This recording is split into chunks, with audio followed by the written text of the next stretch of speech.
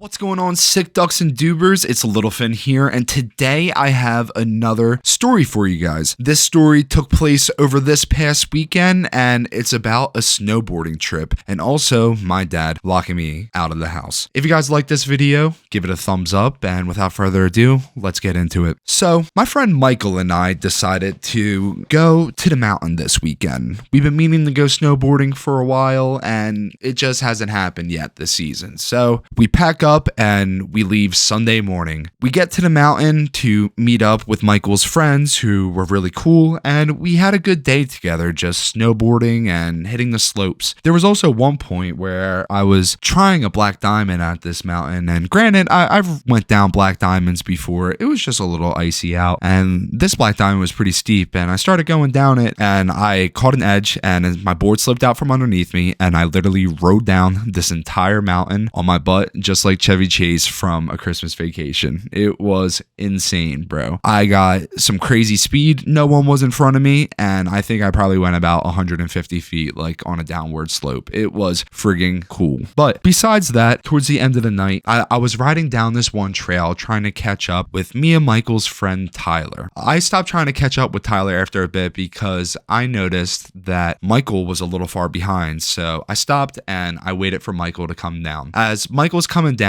he stops behind me and he's like, "Bro, I just hit my head really hard." I'm like, "Yo, are you good?" He's like, "Yeah, I'm good. I should make it down just fine." I'm like, "Okay, I believe you." We start making our way down the trail again, and I start catching up speed, and I go down the mountain a little bit faster than Michael. I get to the bottom of the mountain and I meet up with Tyler, and we're waiting for Michael to come down. We can't see Michael from the bottom of the trail, so we're waiting for him to come down the hill. 5 minutes goes by and Michael isn't making it down, and me and Tyler are like, "Dude, like, what the heck just happened?" And another 5 minutes goes by and Michael comes down and he tells Tyler what happened, that he hit his head, and he seemed like kind of okay, but we all mutually agreed to take a break, so we started making our way to the lounge, and we all sat down. Then all of a sudden, Michael starts asking, "What just happened? Did I hit my head? How are we in the lounge?" At first, Tyler and I and our friend Austin thought he was joking, but he really wasn't, and he kept repeating, "What happened? I'm tweaking right now. Like, did I hit my head? Well, like, what's going on?" It turns out that Michael hit his head so hard that he got a concussion, a pretty severe one, that it triggered short-term memory loss. Like, it was frigging nuts. He couldn't remember hitting his head at all. It was insane. We call Michael's girlfriend, who notifies Michael's family, and I start driving Michael's car home. We have Tyler and Austin in the back seat. We didn't come up with them, but they're driving with us back. And the whole car ride home, Michael's in the passenger side. He's saying, "Bro, thank you so much for driving. What happened?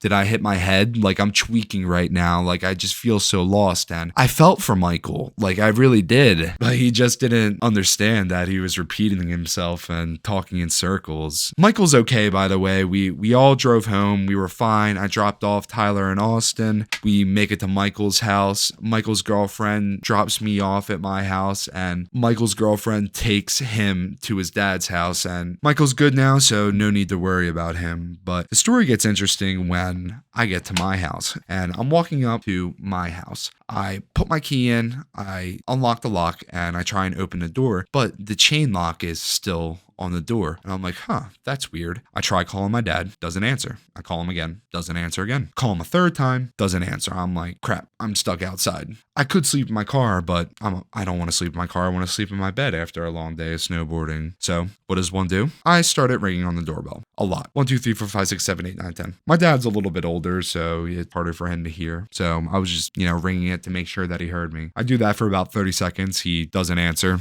I do it for another 30 seconds and he doesn't answer again. I do it again and I finally start hearing footsteps coming down the stairs and coming to the door. He unlocks it and he's like, "Dude, what the hell? Like, I thought you weren't coming home." And I told my dad earlier that I was coming home, that I would be home around 9 o'clock. It was around 11:30 at this point, but my dad just completely misheard me. And I'm like, "No, dude, I told you that I was coming home." And he's like, "Oh, okay, well, I have someone over." I'm like, "You have someone over?" He's like, "Yeah." I'm like, "Okay, like, I'll try and stay somewhere else then. Like, I'll I'll see you. And I started like walking away from the door, and he's like, no, like come in. It's like no big deal. To preface, like I've never been in this situation before with my dad. My parents are separated and I live with my dad, and the situation's like completely fine. I just thought it was interesting to find out that my dad possibly has a special someone this way. But yeah, that's my story of how my dad locked me out and how my friend Michael got a concussion. Thanks for listening, guys, and I'm gonna have, I think, 2 more uploads later this week, so stick around for it.